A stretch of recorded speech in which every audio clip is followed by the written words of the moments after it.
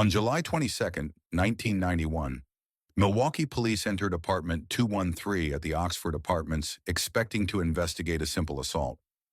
What they found instead was a house of horrors that would shock the world. Photographs of dismembered bodies, severed heads in the refrigerator, barrels of acid-containing human remains, and a quiet, polite man who calmly confessed to murdering 17 people over 13 years. This is the story of Jeffrey Dahmer, the Milwaukee Cannibal, and the crimes that revealed how catastrophically the system can fail.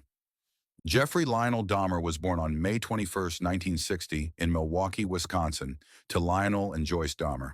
The family moved to Bath, Ohio, where young Jeffrey grew up in a middle-class suburban home. His father was a chemistry student who would later become an analytical chemist. His mother suffered from depression and anxiety. On the surface, it seemed like an ordinary American family. But something was deeply wrong. From an early age, Jeffrey displayed an unsettling fascination with death and bones. He would find dead animals on the roadside and take them home. In a shed behind the house, he would dissect them, dissolve the flesh in chemicals his father taught him about, and preserve the bones. His father initially thought it was scientific curiosity, but Jeffrey's interest wasn't academic. It was something darker, a compulsion he couldn't name or understand himself. In high school, Dahmer was a loner. He had few friends, spoke rarely, and seemed to fade into the background. His parents' marriage was deteriorating into constant fighting. Jeffrey felt invisible, disconnected. He started drinking heavily, sometimes showing up to school drunk. Classmates later recalled him as odd, sometimes pulling bizarre stunts for attention, anything to be noticed. But beneath the alcohol and strange behavior was a teenager wrestling with dark fantasies he couldn't share with anyone. During adolescence, Dahmer realized he was gay, something terrifying in 1970s Ohio. But his sexual awakening was intertwined with violent fantasies. He imagined having complete control over another person, an unconscious companion who couldn't leave him. These weren't typical teenage sexual thoughts. They involved domination, possession, and death. Dahmer later said he knew these thoughts were wrong, but he couldn't stop them.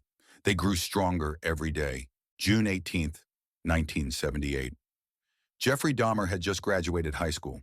His parents' divorce was finalized, and Jeffrey was alone in the house. He picked up a hitchhiker named Stephen Hicks, a 19-year-old heading to a concert. Dahmer invited him home to drink beer and listen to music. When Hicks wanted to leave, Dahmer didn't want to be alone. He struck Hicks with a barbell, strangling him to death. It was his first murder. He was 18 years old. Dahmer dismembered Stephen Hicks's body in the crawl space of his home, using the same techniques he'd learned dissecting animals. He dissolved the flesh in acid and scattered the bones in the woods behind the house. The murder went undiscovered. No one reported seeing Hicks with Dahmer. No one suspected the quiet teenager. For 9 years, Dahmer wouldn't kill again, but the fantasy never left him. It grew stronger during those years of restraint. After the first murder, Dahmer's life spiraled. He briefly attended Ohio State University, but dropped out due to drinking. He enlisted in the Army in 1979, but was discharged in 1981 for alcohol abuse. He moved to Miami, then back to Wisconsin to live with his grandmother in West Allis. He worked at a chocolate factory, attended church with his grandmother, and seemed to be trying to live normally. But the fantasies persisted, and the alcohol couldn't drown them anymore. In September 1987, Dahmer killed again. Stephen Tuomi died in a hotel room after a night of drinking. Dahmer later claimed not to remember the actual murder, only waking to find Tuomi dead. But the pattern was established. Dahmer would meet men at gay bars or bathhouses, offer them money for photos or company, drug their drinks, and bring them to his grandmother's basement. What followed was murder, dismemberment, and increasingly disturbing behavior. With each murder, Dahmer's actions became more extreme. He began photographing his victims in various stages of the murder process. He performed sexual acts with the corpses. He attempted amateur lobotomies on some victims, drilling holes in their skulls and pouring acid or boiling water into their brains, trying to create unconscious, zombie-like companions who couldn't leave him. And he began consuming parts of his victims, an act he said made him feel they were permanently part of him. May 27, 1991. 14-year-old Konorak Synthesomphone escaped from Dahmer's apartment, drugged and confused, wandering naked through the streets. Police arrived after neighbors called 911. Dahmer, calm and articulate, convinced officers that Konorak was his adult boyfriend and they'd had a lover's quarrel. Despite the boy's obvious distress and language barrier, police returned him to Dahmer's apartment. Hours later, Konorak was dead. It was the system's most catastrophic failure, a failure that cost 6 more lives. July 22, 1991. Tracy Edwards escaped from Dahmer's apartment with handcuffs still dangling from one wrist. He flagged down police and led them to apartment 213. When officers entered, the evidence was overwhelming and immediate. The smell was overpowering. Photographs of dismembered bodies were displayed openly. Opening the refrigerator revealed a severed head. The freezer contained more body parts. Dahmer didn't resist arrest. He simply said, "For what I did, I should be dead." The full scope of horror emerged over days of investigation. Police found skulls, painted and preserved, displayed in the apartment, a 57-gallon drum of acid containing 3 torsos, hands and genitals in a stock pot, photographs documenting the entire process of murder and dismemberment. Dahmer had created a gallery of death in a normal apartment building where neighbors lived just feet away, hearing sounds they couldn't explain but never imagining the truth. Jeffrey Dahmer murdered 17 young men and boys between 1978 and 1991. Stephen Hicks, Stephen Tuomi, Jamie Doxtator, Richard Guerrero, Anthony Sears, Konorak Synthesomphone, and 11 others. Many were young Black and Latino men, some from troubled backgrounds, some struggling with their identity. They were targeted because Dahmer knew they were vulnerable, that society might not look too hard for them. Their lives mattered. Their names deserved to be spoken. Dahmer's confession was chillingly detailed and cooperative. He described each murder methodically, showing investigators where he disposed of evidence, explaining his techniques for dismemberment. He expressed no emotion, speaking about his victims as objects. When asked why, he struggled to articulate it. He wanted company, wanted to possess someone completely, wanted to prevent them from leaving. The psychologists who examined him found him legally sane, fully aware his actions were wrong. Dahmer's trial began in January 1992. He pleaded guilty but insane, arguing that no sane person could commit such acts. The prosecution countered that his meticulous planning, his ability to hold a job, and his success evading detection proved his sanity. The defense presented his bizarre behavior, keeping body parts, attempting crude lobotomies, cannibalism, as evidence of insanity. The jury deliberated for 5 hours and found him sane. On February 17, 1992, he was sentenced to 15 consecutive life terms. The most powerful moments of the trial were the victim impact statements. Families confronted Dahmer with their pain, their loss, their anger. Rita Isbell, sister of victim Errol Lindsay, lunged toward Dahmer, screaming her grief before being restrained. Dahmer showed little reaction, sitting passively as family after family described how he destroyed their lives. Some called for his execution, though Wisconsin had no death penalty. Others simply wanted him to know the human cost of his actions. Dahmer's case exposed catastrophic systemic failures. Police had encountered him multiple times, the Synthesomphone incident being the most egregious.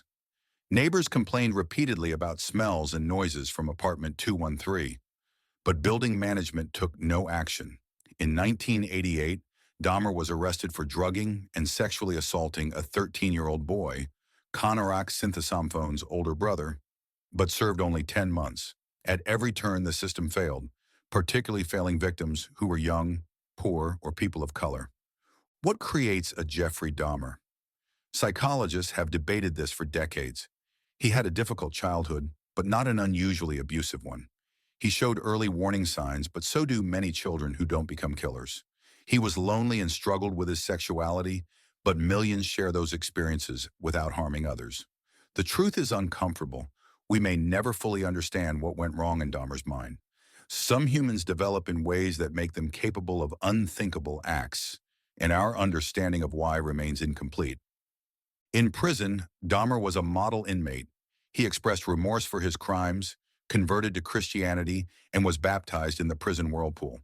He gave interviews to psychologists and FBI profilers, hoping his case might help prevent future violence. Some believed his remorse was genuine. Others thought it was manipulation. He reportedly said he deserved to die for what he'd done. On November 28, 1994, he got his wish, though not in the way anyone expected. Christopher Scarver was a fellow inmate at Columbia Correctional Institution, serving a life sentence for murder. On the morning of November 28, 1994, Scarver, Dahmer, and another inmate were on work detail in the prison gym. Scarver attacked both men with a metal bar from the weight equipment. Jeffrey Dahmer was beaten to death. He was 34 years old. Scarver later said he was repulsed by Dahmer's crimes and that Dahmer had taunted other prisoners. For some, it was justice. For others, it was a tragedy that denied Dahmer the chance at genuine redemption. Dahmer's death sparked intense debate. Some victims' families expressed relief, feeling justice had finally been served. Others felt cheated of watching him serve his full sentence. Some argued that vigilante prison justice undermines the legal system. Religious groups who'd worked with Dahmer mourned his death, believing he was genuinely seeking redemption. The debate reflected larger questions about justice, punishment, and whether someone who committed such atrocities could ever truly be rehabilitated. Dahmer's crimes devastated Milwaukee's gay community and communities of color. Many victims came from these overlapping communities, and residents felt the police hadn't taken disappearances seriously enough. The Cynthia phone incident became a symbol of how marginalized communities are failed by institutions meant to protect them. Trust in police eroded. Families wondered if their loved ones might have been saved if they'd been white, straight, or wealthy. The scars on Milwaukee's community lasted long after Dahmer's death. The media coverage of Dahmer was intense and often exploitative. Tabloids competed for the most shocking headlines.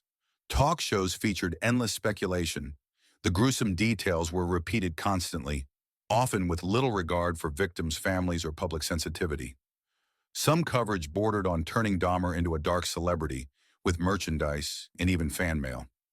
This sensationalism raised important questions about how media covers violent crime and whether such coverage serves the public interest or simply exploits tragedy. Dahmer's case led to significant changes in law enforcement. Police departments improved training on recognizing serial predators and taking missing persons reports seriously regardless of the victim's background. The Cynthia phone incident became a cautionary tale taught in police academies about the dangers of assumptions and prejudice. Policies around investigating complaints from apartment buildings were strengthened. While these changes came too late for Dahmer's victims, they potentially prevented future tragedies. Lionel Dahmer, Jeffrey's father, spent years trying to understand what went wrong. He wrote a book, A Father's Story, examining Jeffrey's childhood for warning signs he might have missed. He questioned his own parenting, the divorce, his focus on his career. But ultimately, he concluded that while some warning signs existed, nothing fully explained the magnitude of Jeffrey's crimes. His perspective offers insight into how families of perpetrators also suffer, living with guilt, shame, and the impossible question, could this have been prevented? Jeffrey Dahmer has become a fixture in popular culture. Dozens of books analyze his crimes and psychology. Multiple films and documentaries chronicle his life. In 2022, a Netflix series about Dahmer became one of the platform's most watched shows, despite criticism from victims' families who felt re-traumatized. This raises uncomfortable questions. Are we trying to understand evil to prevent it, or are we simply fascinated by the macabre? When does education become exploitation? In all the analysis of Dahmer's psychology, the media coverage, and the cultural fascination, it's crucial we don't lose sight of what matters most. 17 lives were stolen.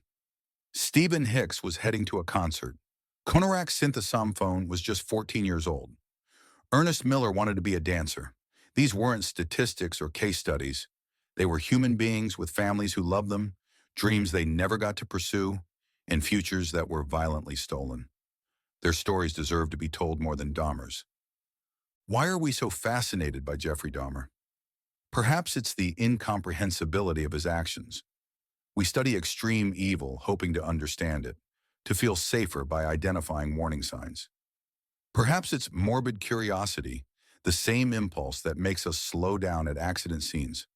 Or perhaps examining cases like Dahmer's forces us to confront uncomfortable truths about society, how we fail vulnerable people, how prejudice affects justice, and how evil can hide behind normalcy. Understanding our fascination might be as important as understanding the crimes themselves.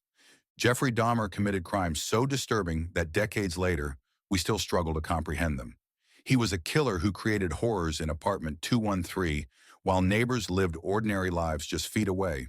His case exposed how systems fail, how prejudice kills, and how evil doesn't always announce itself. The Oxford apartments where he killed have been demolished, but the lessons remain. We must listen to marginalized communities, believe victims, and never assume we can recognize evil by appearance alone. This was the story of Jeffrey Dahmer. But more importantly, this is a call to remember his 17 victims, to honor their lives, and to ensure the system that failed them becomes better.